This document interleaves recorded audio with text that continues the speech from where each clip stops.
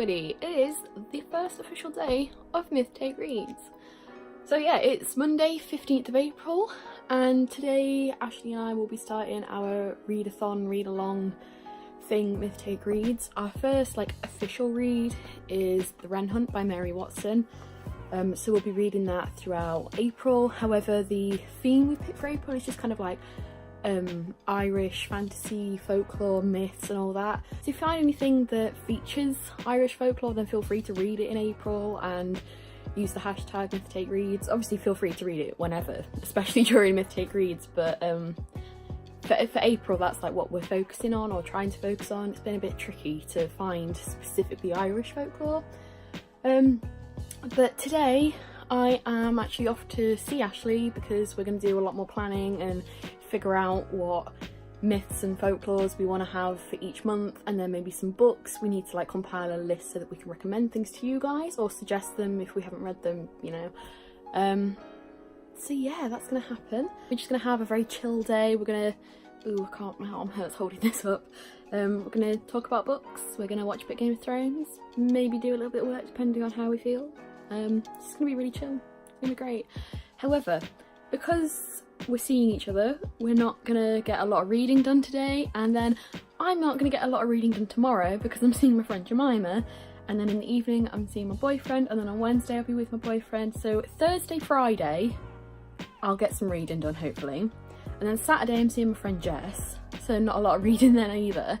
So Sunday there will be some. So I was gonna do a weekly vlog, but it's just gonna be a when I'm reading the book vlog, so it could take me weeks to film this and you might not see it until May. So just bear with me. So yeah, there will not be a lot of reading done this week, but I have train journeys, so I'm hoping I can read on the train, and I'll keep you updated whenever I do pick up the book, and if there's something interesting that happens I'll let you know. But just a fair warning that this vlog is going to be a bit all over the place because your gal ain't got time to read.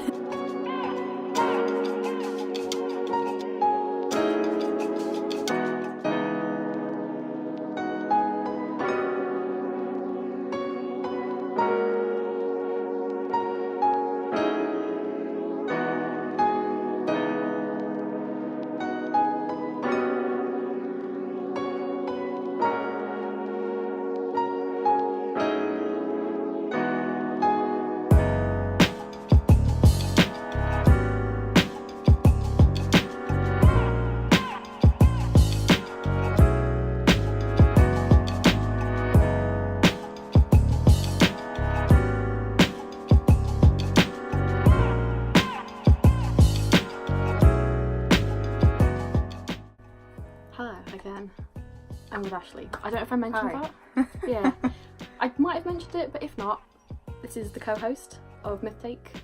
Hello. Hi. Yeah, day one. Neither of us have read much at the minute, so it's going well for us. Hopefully it's going alright for you guys, and you're not showing us up by having read half the book. But it is also Game of Thrones Day. Yeah, we spent a lot of time watching that and talking about it, so if you guys want to scream about it, please do.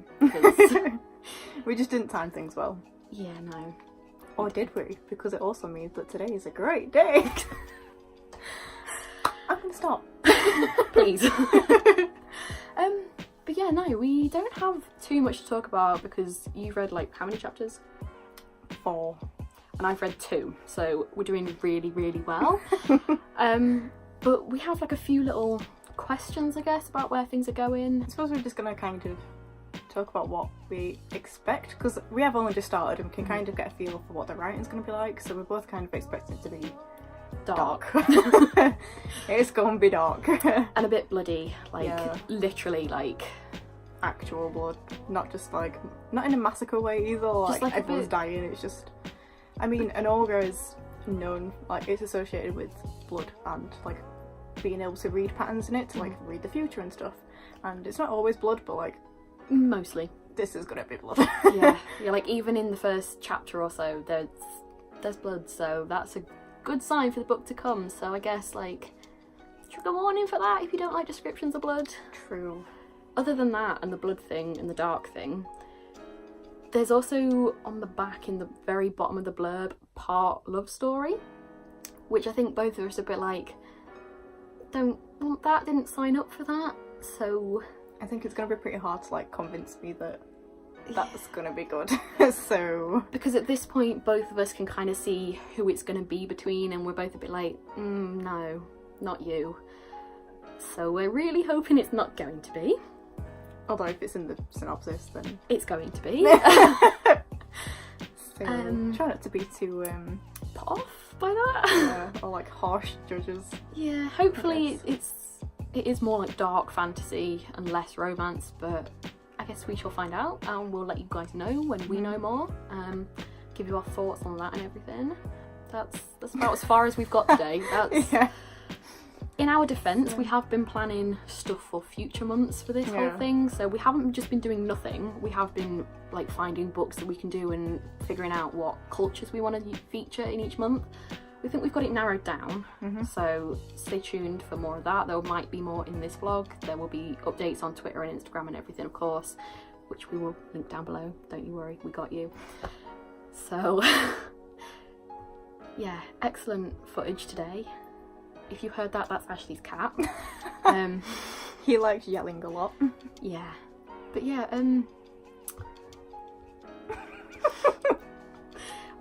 we are a lot more organised than we're showing you today. We promise. You just are not seeing it. Yeah, it's day 1 and it's Game of Thrones day. And we got caught up in that because we love Game of Thrones. And it was a bloody good episode. If you haven't watched it, please try and find somewhere to watch it because it's back. Thrones is back. I'm very happy about it. Yeah. So yeah, if you want to talk about Game of Thrones, please feel free, because I think right now we have more to say on that than the book. Yeah. But it's only day 1, so stay tuned. Although I personally am not going to get a lot read this week because I'm bloody busy. I've just got the audiobook, so hopefully that will do something. I'm also very busy, but like I put audiobook on when I'm doing my makeup because that's like half an hour and it's a chapter or something. And this is smart. I usually do this. I need to get on that this week. Also, the audiobook has an Irish accent. We love. So yeah, I'm gonna go and download that. Hashtag not an ad. We're gonna read more and then we'll get back to you. Yeah, quality content. This is what you subscribe for. Let us know what you think.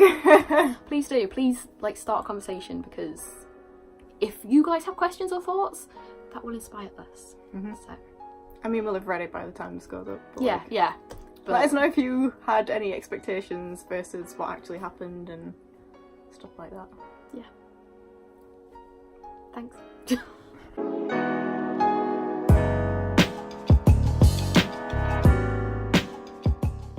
Okay, so it's day 2 of Read Wren Hunt / Myth Take Reads, and I've just finished chapter 6 of Wren Hunt. And there's definitely something going on. I'm really enjoying all the symbolism. I know that birds, so wren, are a symbol of augurs and prophecy, future telling, all that, and a lot of bird guts and stuff we used to do that in like Roman times and stuff. But there's just been a really big thing about snakes, and off the top of my head I can't remember the symbolism of snakes, but it's going to be important, I can tell, because she's had this vision of a snake. I know a stranger has a snake tattoo, and like I think my ideas about the romance are now all wrong. I think I know who the romance is going to be between, and part of me is just like, oh, I don't know if this is better or worse because I don't know who this person is.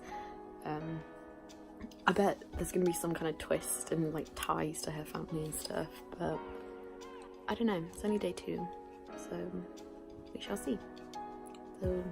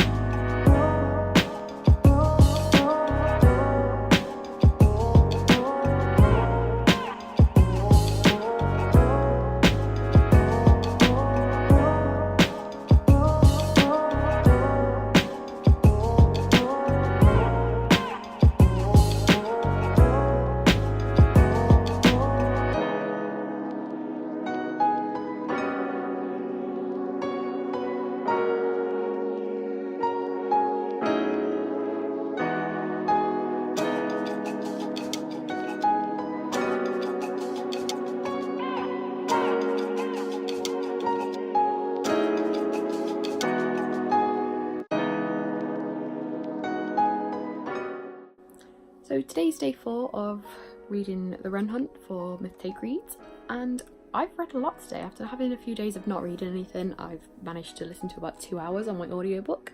I think I want to swap back to reading the physical copy though, so that I can really like take it all in, because I listen to it on like 1.25 speed, which can be a bit tricky to... It's fine, it's not fast, but it's just sometimes the little details that you'll pick up when you can see it in print I miss out on.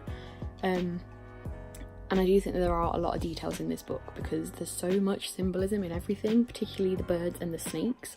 Obviously Wren is called Wren and Wren is a bird, but there's been a bit about a magpie that was a little bit morbid and gory, that I think is quite symbolic of something, but I haven't quite worked out what it is all symbolising and everything.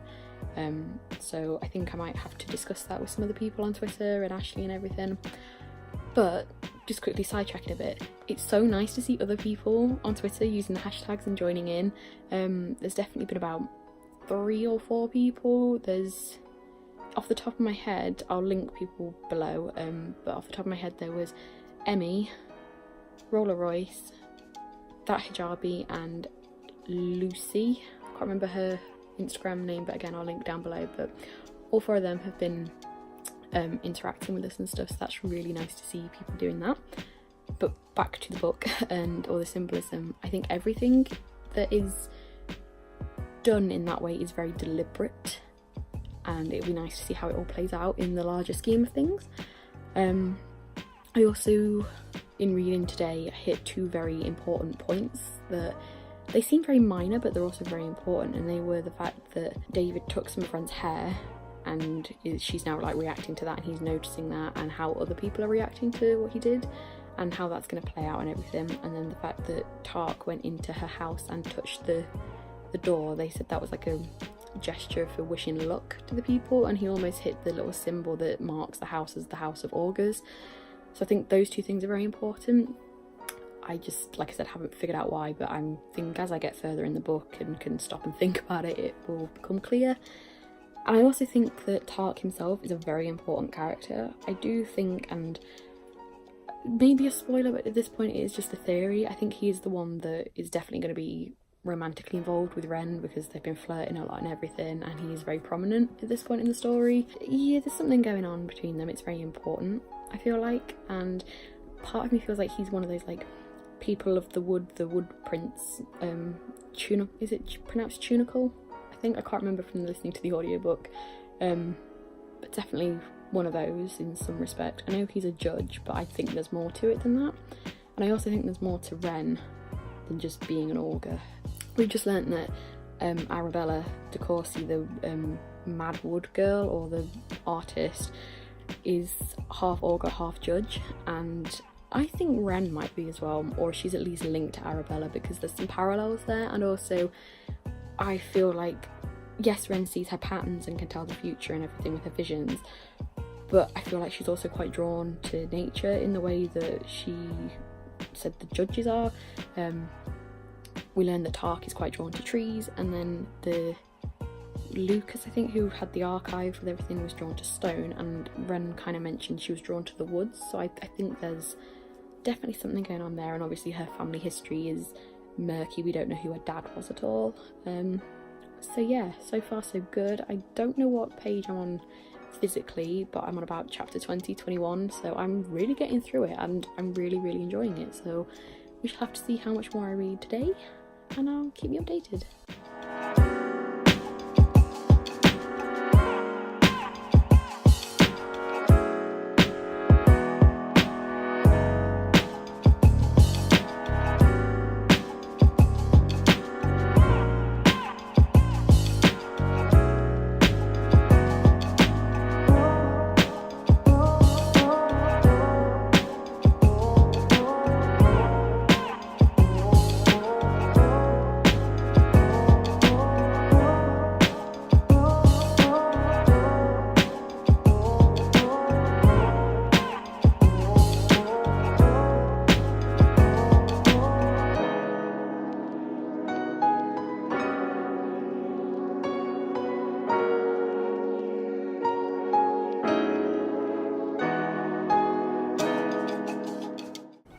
Okay, so I'm about 300 pages into the book now, and there's so much drama going on. The whole dark vibe is still very much there, but now it's infused with all the drama going on between both the judges and the augurs, and there's a lot of stuff we've learned. Yeah, I'm really enjoying it so far, and I hope the ending is good. I think it might be a bit weird if what I've just read is anything to go by. Wren talking about metamorphosis, so it'll be interesting to see how that plays out and everything. But I'll keep you updated in the last 100 pages or so.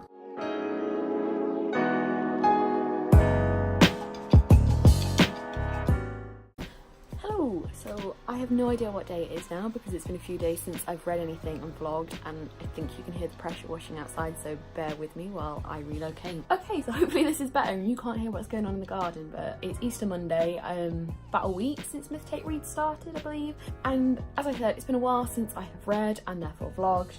So I just thought I'd do this quick little update. I am this far through. I have 6 chapters left before I finish the book. So I am going to get it finished this week so that I can get this vlog up, hopefully by Friday. So yeah, I just don't know when I'm gonna get a chance to vlog because I'll be busy again this week, and I just don't know when I'll be able to update you. So when I do finish the book, I'll probably just sit down and be like, right, this is what I thought at the ending and the last few chapters, etc., and go over my thoughts overall. But yeah, so far I'm really enjoying it. I've said that a lot, but it's true, I am really enjoying it. I've just hit the really romancy part, which thankfully hasn't really gone anywhere because the person it was with, I don't want to mention because of spoilers and stuff. Like, if you want to talk about things in depth and specific, just feel free to message me. But the romance has just happened, except the person it was with has just found out that Wren is an augur, and it didn't end very well. So I'm kind of glad that that happened because I didn't want the romance anyway, but now there is a bit more like,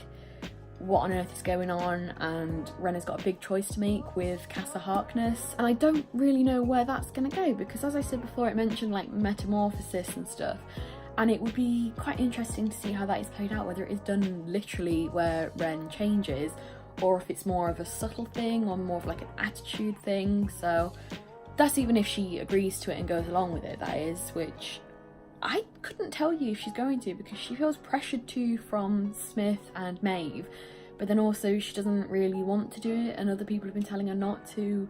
So I do like that internal conflict she's going on. It makes her feel very human, and I know Ashley was saying to me she thinks that Wren is a very human narrator, and I definitely agree with that. She mentioned how we're not introduced to anyone. It's not like, oh, this is my friend Shibi or she lives next door to me. It's not like that. It's just everyone's there because of course Wren's narrating it and Wren knows these people. So yeah, it's just very, this is Wren's life. It's not very, it doesn't guide you. It's just, here's what it is, get to grips with it, which I know people can find confusing and everything, but I think it works for this. But yeah, when I know what happens at the end, I'll come back and discuss it. I'm hoping there's not a twist, but I don't want everything to be just wrapped up nicely. As much as I do want like the augurs to be happy and like win, I think it would be quite fitting if they didn't, because as I have mentioned countless times, this is a very dark book. So I just kind of feel like things wrapping up nicely and a happy ending wouldn't fit it. But yeah, I'll keep you updated when I've read some more, which I don't know when that'll be because I'm not sure when I'm going to get the chance to film, so.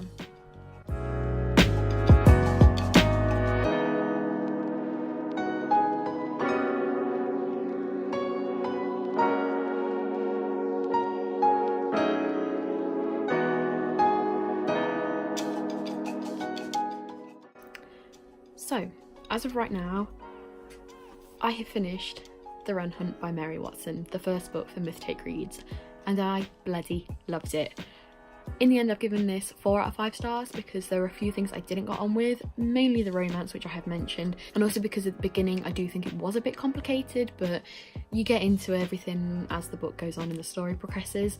But at the beginning it is a bit confusing working out who's who and what's going on, just because it's new. We don't know these people or this world. But yeah, I really loved it. As I have mentioned countless times before in this vlog and on Twitter, it was really dark. It was a perfect blend of folklore in a kind of modern contemporary fantasy setting where it was a bit subtle and it wasn't anything like Game of Thrones where it's got a whole new world. It was very much like, this is our world, but there's magic in it, and I really liked that. There was also a lot of betrayal and twists and sacrifice and everything, which was very fitting to the whole story, because the stones that Wren was looking for when she went to the Harkness Foundation and everything were called betrayal, sacrifice, and something else I can't remember, sorry. But the fact that those themes were kind of interwoven through the story was really nice, and it goes with all the whole foreshadowing, foreboding vibe of it all and the symbolism of it all. And I mentioned this briefly on Twitter, that there was a lot of symbolism for birds and snakes. The birds especially, I found. There was one scene where Smith accidentally kills the magpie and he's just like, oh no, it's fine. And then when you read the end of the book, you realise why that was symbolic and important, and it was a bit of foreshadowing, because Wren and everything that happens with her, I'm not going to say anything about the ending because it was a big twist and I did not see it coming. That was what really made it a 4-star read for me.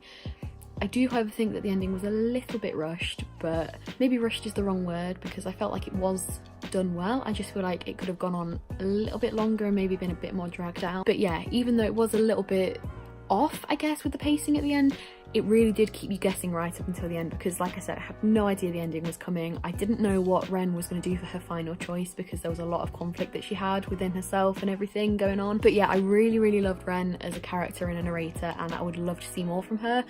I know that The Wicker Light isn't like a direct sequel to this, it's more of a companion because it's set in Kilshamble again. However, I really do hope that Wren maybe is mentioned, even if she doesn't have a cameo or anything. But I would really like to read more from Mary Watson, and if she did anything else following Wren, I would jump straight on that, because I loved her as a main character and a narrator. She was so human and real, and it was just so refreshing to read from her perspective, because it was very realistic, even though it's fantasy, because like I said, it was a fantasy in almost a real world setting. And also, she didn't have any kind of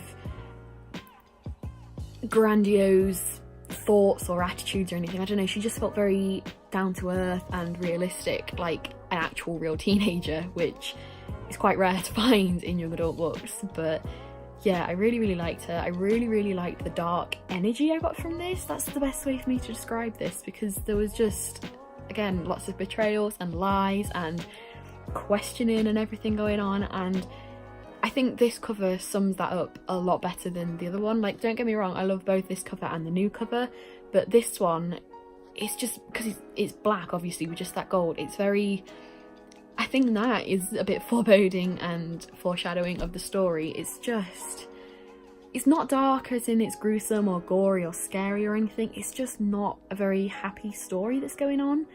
I know Ashley and I mentioned that we found a review that called it sad, and I would call it sad, because the last betrayal is one that really hits close to Wren, I guess, and I don't know, it's just really difficult to talk about without spoiling anything. But at the end of May, we will be doing a Twitter chat for Myth Take Reads. We'll probably be talking about the Wren Hunt, and the book for May next month is Daughter of the Forest by Juliette Marillier. The theme is just going to be European fantasy and folklore, so anything from Europe. It could be like Grimm's fairy tales, could be any kind of like Celtic or Welsh mythology or folklore you can find. It kind of runs on from the Irish theme, because obviously we only had half of April to read this. But yeah, that Twitter chat will just be about fantasy in general, so if you have any comments about dark fantasy or themes that you want to see or anything to do with fantasy, stay tuned for that. I believe we're going to do it on May 25th.